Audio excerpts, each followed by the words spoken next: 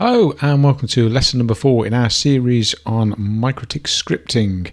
Hopefully you've reviewed lessons 1, 2 and 3 and we're going to be building on those concepts in this next lesson.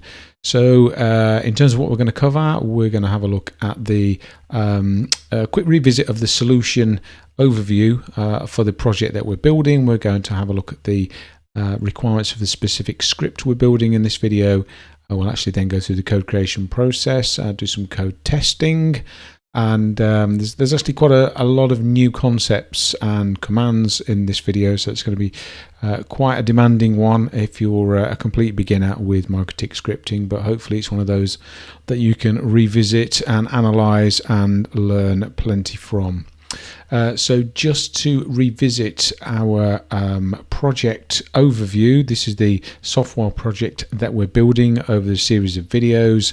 We're actually building 3 probe scripts. In the last video we built the temperature checker script, which is in green here. In this particular video we're going to be building the interface utilization script, and in the final one we'll build the web monitor. There's also a final script which will tie it all together, which is a Telegram reporter script, which will push any alerts that we've detected out over the internet to the Telegram cloud service and onto our Telegram client. Okay, so today we're working on interface utilization. Just very quickly, again, just to revisit this, we're going to be creating the script on our local development machine. We're going to be deploying it via SFTP, which is an automated process. We're going to be doing our testing by getting onto the CLI of the MikroTik to run the script, make sure it behaves as expected, and if there are any issues we'll be debugging those and then pushing the fixed script back out to the MikroTik. So what do we actually want the script in this instance to do?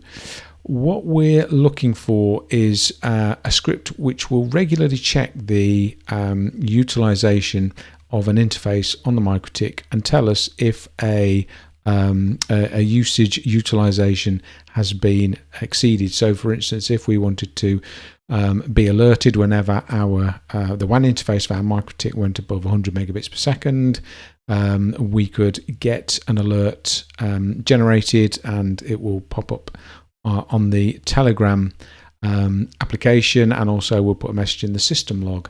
Now we're not just going to take a snapshot of the current interface utilization, because again this will be a script which runs regularly from the scheduler, so maybe we'll run this one every 5 minutes.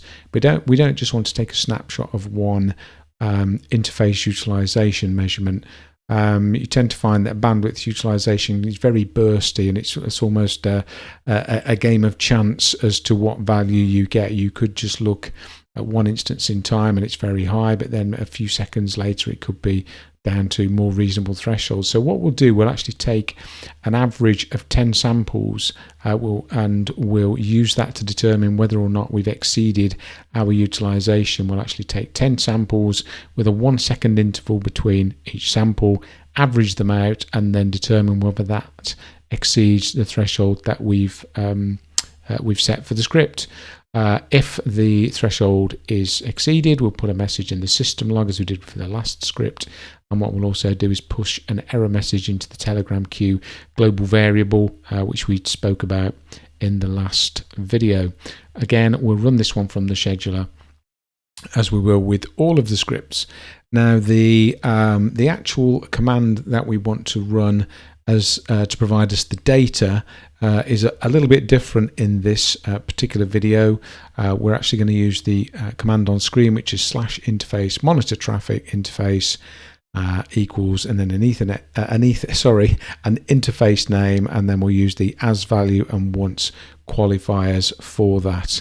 So that'll just give us a snapshot of the current interface statistics each time we run it. And then once we've actually built our script, as I say, we'll apply that to the MikroTik scheduler. I think it's probably worth having a quick look at the command that we're going to be using to generate the data before we get too deeply into creating the script itself. So what I'm going to do is just fire up our copy of Winbox again, and I'm just going to extend that a little bit. There we go. I've already been doing some practice information, so I'll just delete those environmental variables, and we'll take a look at a few examples of how this one utilization command works and the way that we extract data from it. So I will just get myself up another little copy and paste notepad so I can paste in the commands and save some time. So first of all, let's talk about the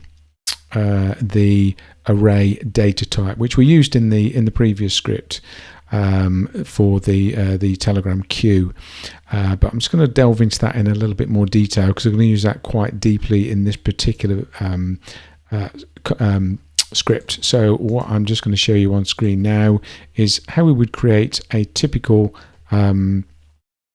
array similar to the ones we've just discussed previously. And this one is going to be a very simple one. It's just called we create a variable called weekdays, and we assign, in this case I've just assigned 3 days of the week to it just to give us some sample data to work with. Okay, if we actually want to extract one of those values, if we want to use it within our script, we actually use a special operator which allows us to reference the number of each entry, and the way that the numeric indexing system works for arrays is that the first entry is index 0, the second entry is index 1, and the third one is index 2. So it's slightly offset from a sort of 1, 2, 3 that you might normally expect. It goes 0, 1, and then 2.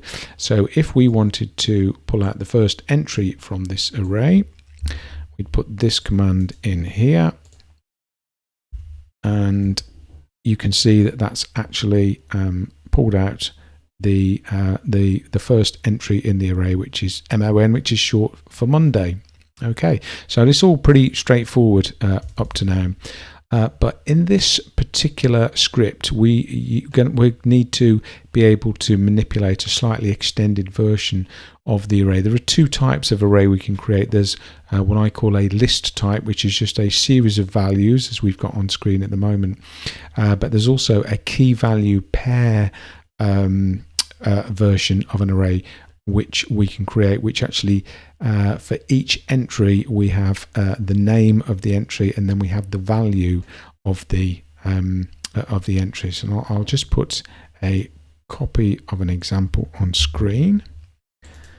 I'll just paste that up there, and we've got another variable now, global variable called weather each day, and we can see again by the curly brackets that these are this is an array, but this time instead of just having a single word or a single string for each entry, you can see we've got for Monday we've assigned a value of sunny, for Tuesday we've assigned a value of windy, and for Wednesday we've assigned a value of cloudy. And these are just sort of descriptions of what the weather might be each day.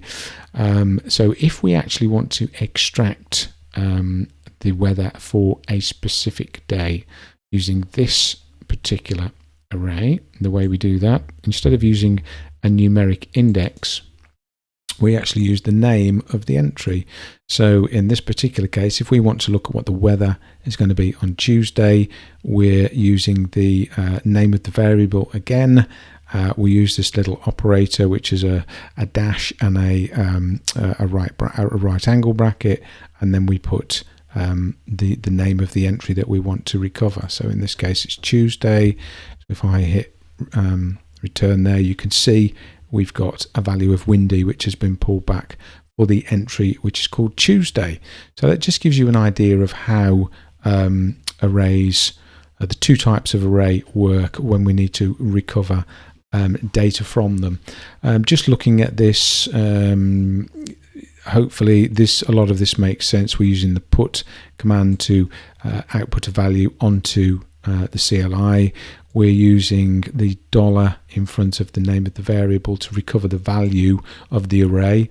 And the reason that we've put put this statement in a pair of brackets is because we need to ensure that we evaluate the expression before we pass it to the put command. So if ever we're going to pass a value to another command, we always have to evaluate it using these brackets. So hopefully that's all fairly straightforward so far. So when we're actually getting the value of the utilization or the general statistics of the interface we're interested in, we're actually going to use this particular command, which I spoke about in the slides. If I just run it as with all of the other commands, you don't see any output on screen unless you use the put command. So we're going to wrap that in a pair of square brackets to get the output of the command, and then use put to print that out. So if I do that now, so you can see we've actually run the interface command, and we've got a whole host of different values here with different aspects of the performance of the interface. The interface I've chosen is the WAN interface on my router here. And if we want to recover the, for instance, the receive bits per second, which is one of the values we are interested in, because we want to look at both the receive bits per second and the transmit bits per second, because we're going to be comparing those to a threshold value to generate alerts. The way we do that is, and let me just put this on screen here, we first of all assign the output to a variable called WAN info, and then what we'll do is we will use the same syntax that we used above to pull out the weather for each day, but this time we're going to be pulling out the number of bits per second for the interface. So you can see here I've just run that, and the receive bits per second at the moment that that particular command was run was 1312 bits per second, which is pretty low. There's obviously not much going on my network.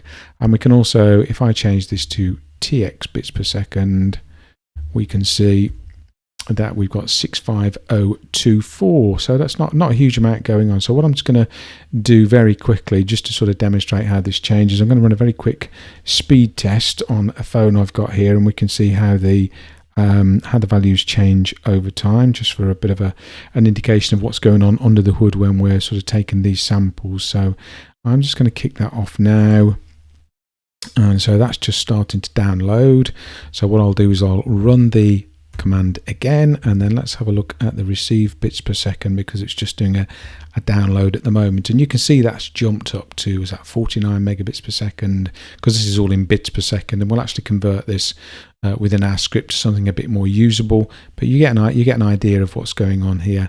We're using this command and extracting the statistics that we need. So if you remember all of that, or bear that in mind for when we're going through the code, that's going to save a lot of time for explaining things when we're actually doing our code demo, which I'm going to move on to now, I think. Let me just go back to my slide deck, and yep, we're into the coding demo next. So I'm going to step through the creation of the script step by step as I have previously, and I'll be explaining any new concepts, but hopefully quite a few of the things you'll meet we've met in the previous script creation, and also the explanations I've just provided will give you quite a good background for some of the lines of code that you'll see. So let's go back to our usual VSC. Here we are. This is how it was left at the end of the previous script. I'm actually going to close this. This was the temperature checker. And what I'm going to create a brand new script, which is going to be called interface util.rsc,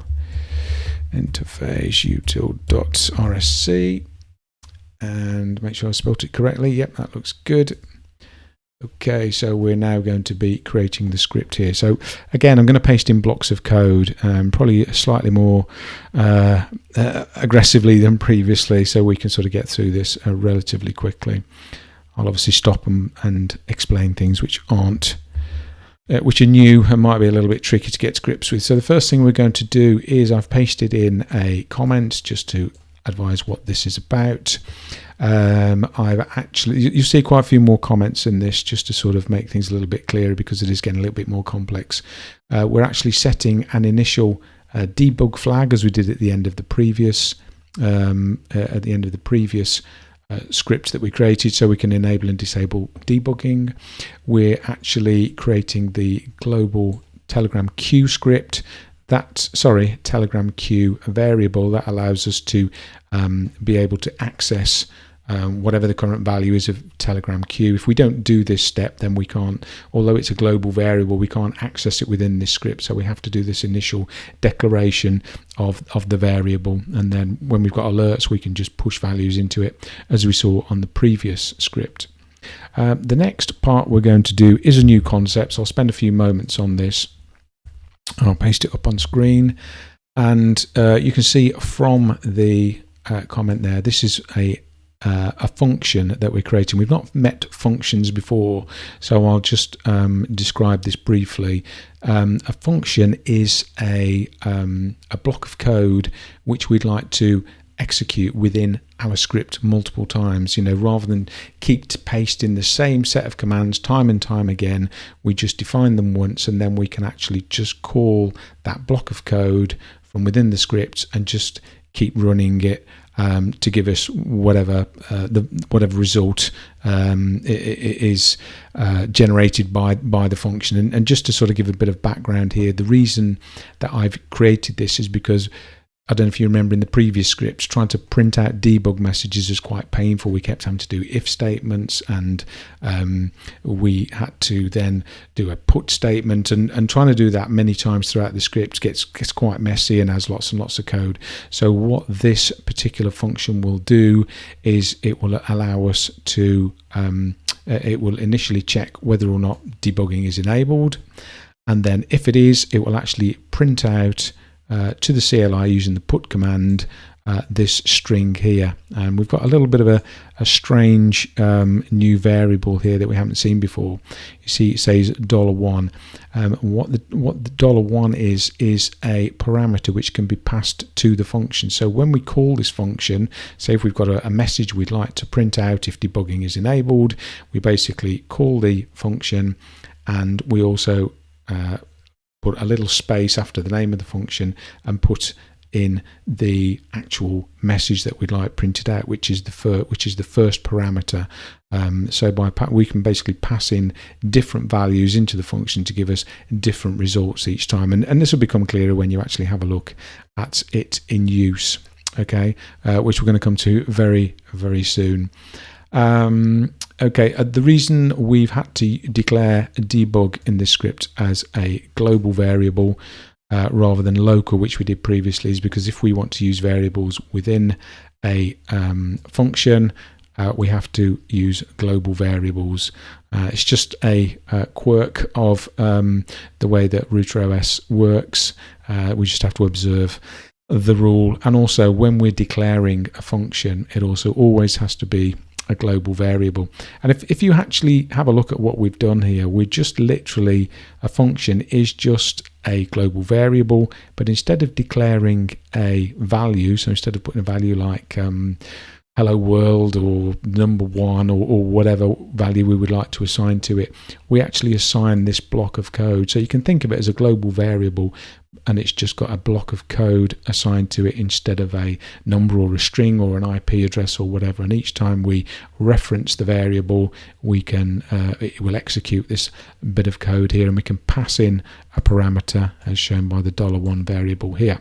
So this will become more self-evident as we move on through the script. So the next thing I'm going to do is paste in the next block of code, which is a whole load of variables that we're going to use. Whoops, sorry, I've made a copy and paste error here. Let me just make sure I've definitely copied. And yeah, so what we've done here is I've created a whole series of variables that we want to use in the rest of the script. What we've actually, these are all defined as local variables. So I think a lot of them are fairly self-evident. We've got the transmit threshold that we would like to monitor for. If we exceed this threshold, if the transmit data going out towards the internet exceeds value of 10,000, which in this case will be 10,000 kilobits per second, as you can see from the comment. We've got the same for the receive threshold, which will be 70 kilobits per second, which is 70,000 kilobits per second, which is 70 meg. We've got the local, we've got the interface name of the WAN interface that we'd like to monitor. We've got the number of samples that we're going to take, and if you remember, I said we're going to run that interface command a number of times, and we'll take the average of 10 samples so that we're not triggering the threshold on a spike condition. And we'll also we've also got a loop delay, so we will for each of the 10 we'll basically create a loop to run the command, the interface command, 10 times to get the data values, but we'll just pause for 1 second between each time we run it, so that we've sort of got a good distribution of samples over time from the interface values. So basically we're going to run 10 samples, which will take 10 seconds to collect, and we'll average those out. Okay, so we've also got a couple more variables. Those are all I've put them under user settings, because those are things that we would like to maybe tweak to if we change the way the scripts work, change the way the script's used, we want to change thresholds or vary the operation of the script to tweak it to meet our environment. These two variables here are running totals for the data samples. So when we collect the 10 samples over time, we just add them all together and we've got one for the transmit direction and one for the receive direction, and we will average those out to give us our final threshold checks. And finally, for this video, because I think this one's probably running a little bit long, just shows you the first time that we actually use that debug function. So when we've kicked things off, we actually call the debug function here, and we pass in this parameter. I talked about having that $1 parameter. So what will happen is we basically use the name of the variable, which is called debug func, and that's just a naming convention to indicate that the variable is a function, and we will pass in this initial status message just to print out that we're actually starting to gather our interface samples. So I think we'll pause it there for the moment. We've got a few more bits and pieces to cover where we actually start gathering data and averaging it out and making some threshold decisions. But as I say, I think this video has probably run quite long, so I'm going to change this into a two-parter. I'll pause it for now, and then we'll come back with part 2 when we'll finish off the script, and we'll test it and do a quick review of what we've covered. I hope this has been useful so far and it's made sense. I know we're covering a few new concepts and commands here, but hopefully this is all useful stuff, and I will catch you in the next video where we'll complete this task. Thanks for watching.